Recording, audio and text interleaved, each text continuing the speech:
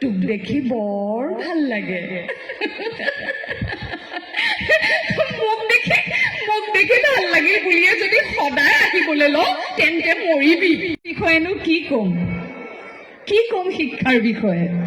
আদিম যুগত আমি মানুহ আছিলো, আদিম মানুহ লাহে লাহে সমাজ হ'ল। শিক্ষাই হয়তো আমাক সুস্থ বনালে, সবল বনালে, এখন সুস্থ সমাজ গঢ় দিলে শিক্ষাই। কিন্তু সঁচাকৈ আজিৰ সমাজখন সুস্থনে? কতা উচ্চ শিক্ষিত লোকেই দেখোন আটাইতকৈ ডাঙৰ ভ্ৰষ্টাচাৰ কোনে কৰে? শিক্ষিত লোকে কৰে। ঠেলাৱালা ৰিক্সাৱালাই ভ্ৰষ্টাচাৰ নকৰে। গতিকে আমি শিক্ষা কিয় আহৰণ কৰিছোঁ সেইটো এটা ডাঙৰ প্ৰশ্নবোধক আজিৰ দিনত। বা যি হওক, জানকীয়ে কৈছিলে, জানকী দেখিবলৈ ভাল নাছিলে, গতিকে জানকীৰ জীৱনলৈ পুৰুষ আহিছিল 4জন, কিন্তু কোনো বিয়া পাতিব নিবিচাৰে। শেষত লীলাকান্তৰ লগত জানকীৰ মনৰ মিল হৈছিল, কিন্তু সেই লীলাকান্তকো গাঁৱৰ ৰাইজে ধৰি বান্ধি বেলেগলৈ বিয়া পাতি দিয়ে। কিয়? জানকী কুৰূপা, দেখিবলৈ বেয়া, সেইজনীক বিয়া পাতি আনিবিনে? তাই লীলাকান্ত যেতিয়া জানকীৰ ঘৰলৈ আহে, মানে এজোপা গছ, কাঠৰ বেপাৰী লীলাকান্ত, গছজোপা নিবলৈ মানে লগুৱাই কাটি থাকে। লীলাকান্ত আহে আৰু চাবলৈ সদায় কাম কিমান আগবাঢ়িছে। জানকীৰ বৰ ভাল লাগে, কাৰণ লীলাকান্ত ইমান সুন্দৰ কথা পাতে, দুয়ো কথা পাতে, মনৰ কথা পাতে। তেনেকে এটা বন্ধুত্ব গঢ় লৈ তাৰপিছত গছজোপা কটা হৈ গ'ল। আৰু জানকীয়ে ভাবিছিলে লীলাকান্ত আৰু নাহে, কিন্তু এদিন হঠাৎ লীলাকান্তৰ মাত শুনে। আইতা, অ আইতা মাতি আহিছে। এইফালে জানকী একদম উৎকণ্ঠাত, লীলাকাইটি আহিছে। লৰ মাৰি বাহিৰলৈ ওলাই আহি দেখিছে লীলাকাই। হেৰি নহয় ককাইটি, তোৰতো গছ কটা কাম হৈ গ'ল, এতিয়াও তই সদায় আহ কিয়?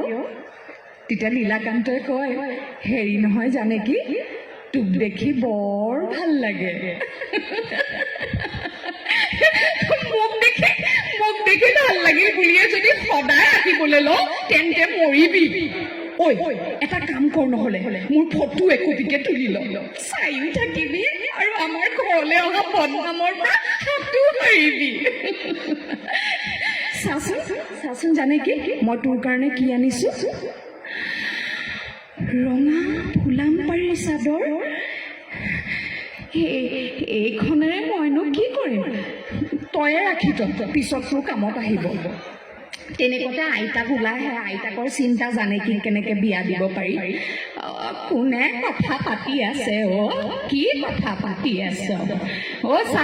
চাচোন আই, এই লীলা ককাইটিয়ে মোৰ কাৰণে এখন ৰঙা ফুলামপাৰি চাদৰ লৈ আনিছে। মইনো এইখনেৰে কি কৰিম? মই কৈছো তয়ে ৰাখি থ।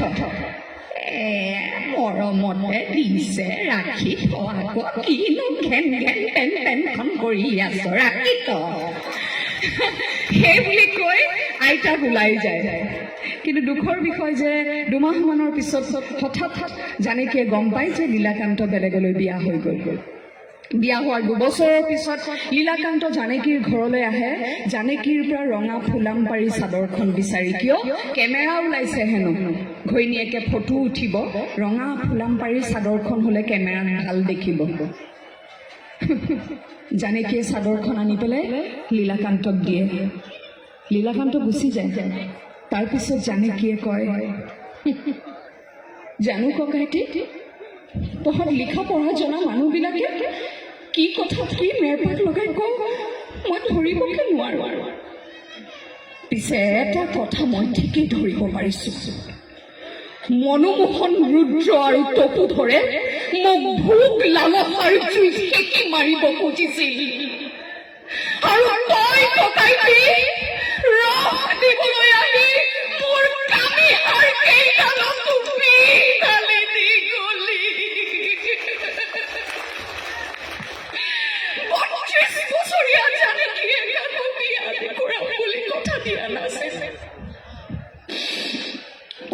কোনো বিচনাৰ ওচৰৰ বেৰত ৰাতিখন টুকুৰিয়াবও নালাগে, মোক মাল ভোগ কৰো নালাগে, আৰু মোক ৰঙা